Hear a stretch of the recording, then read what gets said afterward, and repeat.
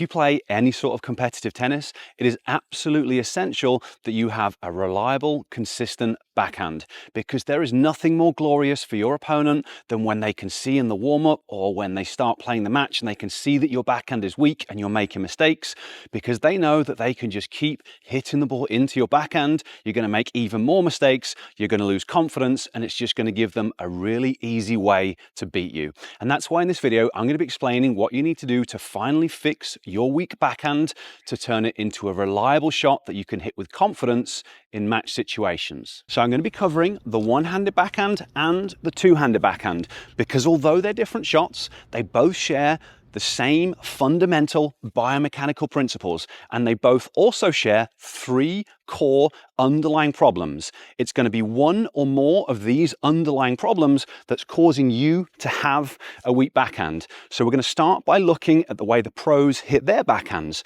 But please understand, as we watch the pros, we're just trying to model them. You're not going to be copying everything that the pros do, because we can only work on so many things at any one time. Instead, what you need to do is you need to record yourself practicing, and you need to record yourself playing a match.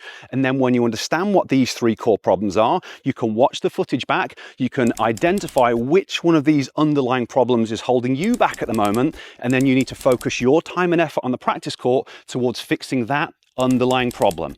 So the first key underlying problem that you need to fix is making sure that you are preparing quickly enough and having your body set up in the right position. Because if you don't prepare quickly enough, it messes everything else up. And if you don't get your body prepared in the right way, it then prevents you from using optimal biomechanics. Now, this sounds basic, but it's really important, and a lot of people struggle with it. People think they're preparing well because if a coach drop feeds them, or if they feed from a ball machine and they know exactly where the ball's going, they're able to prepare properly. But then when they start rallying and playing a match, they're not actually preparing properly. And that's why you need to record yourself to find out if this is happening to you. So if we look at the one-handed backhand first, and we'll look at the way Dimitra prepares, there are going to be two things that are really important. The first one is going to be that there's always going to be a quick upper body unit turn. We need to make sure that we've got the upper body turned, because we're then going to be using our torso as part of our kinetic chain and our forward swing. The other thing that's going to be really important is the bending and the loading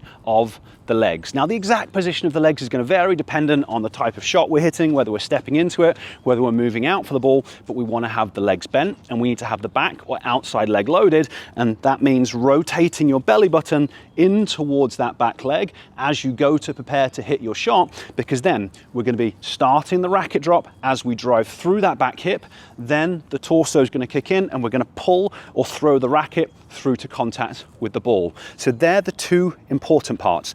Now, what you'll also see from most top players is that they're going to take the racket back high as they do their unit turn. Some players are going to have it in this position, some players are going to have it in this position, some players will have a straight arm, some players will have a bent arm. There's no right or wrong. Generally, it's about finding what works for you. But please understand that you don't have to take your racket back high. If you've got the timing to do that, then it's normally the preferable thing to do. That's why the best players do it. But it is completely possible to hit a really good quality backhand taking your racket back lower, just to simplify things and just using the rest of the biomechanics to make the swing work and bring the racket through to contact. Now we'll move on to the two-handed backhand, and we'll look at Djokovic as the example, and you'll see that these same two key things happen. There is a very quick upper body unit turn, and there is a bending and loading of the legs, especially the back and outside leg. So we're rotating the belly button, the torso, in towards that back hip. And we need both of these things to happen, because as we go to do our racket drop, we're going to be driving through that back hip, then the torso is going to start to rotate, and we're going to be pulling and then throwing the racket through towards contact with the ball. And again, what's really important for you to understand is the exact position that the racket goes into is going to vary between the top players. There's no right or wrong. It's about finding what works for you. Some players have the racket much higher. Some players have the racket a little bit lower. Some players have the racket basically at their side. A lot of the younger players do this, and then they just create the racket lag and whip as they go to drive through the hip. So again, there is no right or wrong. You've got to get the unit turn, you've got to get your legs loaded in the right position, and then it's in a process of experimentation about finding the optimal racket starting position for you.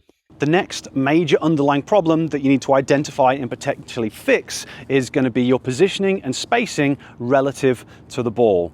It's another one of those foundational elements, but all high-level tennis is built on great footwork and setting up in the best position possible. If you're not in a good position relative to the ball, it really reduces the likelihood that you're going to hit a good quality shot. Now, when it comes to the positioning and spacing, there are two main problems that hold players back. The first one is going to be getting too close to the ball. For both the one-handed backhand and for the two-handed backhand, we've got a natural swing path. So we have kind of an inside-out swing path where we do the racket drop and then we swing out towards contact. Same thing on the one-hander. Well, the ball is ideally going to be in this position. If I set up too close to the ball, I then have to compensate in some way. So maybe I have to arm it, maybe I have to pull across myself, maybe I have to over-rotate, maybe I have to fall off my shot, maybe I have to snatch at the ball with my two-hander, but I have to do something because I'm ideally going to be contacting the ball out there. My brain realizes it's here, so I've got to do something different. So you've got to make sure that you set up far enough away from the ball. Now, how far you should set up for the ball is going to depend on a little bit on the grip that you're using, but more so on the height of the ball. When the ball is lower, you can afford to be a little bit closer. As the ball gets higher and higher and higher, you're generally going to have to set up further and further away from the ball. But this is one of the most important problems that you need to solve. It's basically a guarantee that if you play below 5-0, that this is affecting you. So record yourself and identify whether it's happening. And then following on from that, the next most common issue that I see is players not respecting a deep ball and moving back quickly enough to allow the ball to drop into an optimal position, because we have optimal kind of contact points. Below the knee and below the waist is going to be optimal for most people. Trying to take it too low or too high is going to be more challenging. But the big issue that I see is players not moving back, and now they're trying to hit balls from up there somewhere, and it's really hard to do. Yes, Musetti can hit a one-hander from up there, and Yannick Sinner can hit a two-hander from wherever he wants because he's the best player on the planet. But for most people, those are incredibly hard shots because they require amazing timing.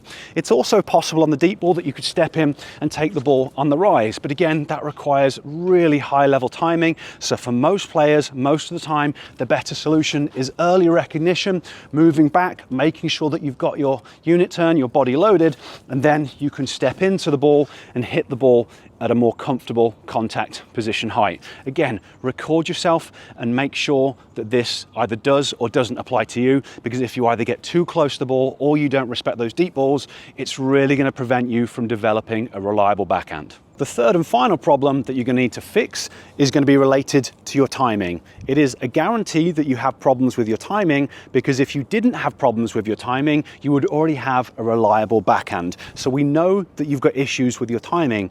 The problem is a lot of timing challenges are caused by issues to do with preparation, either not preparing early enough and getting the body in the right position, or not setting up in the right position relative to the ball.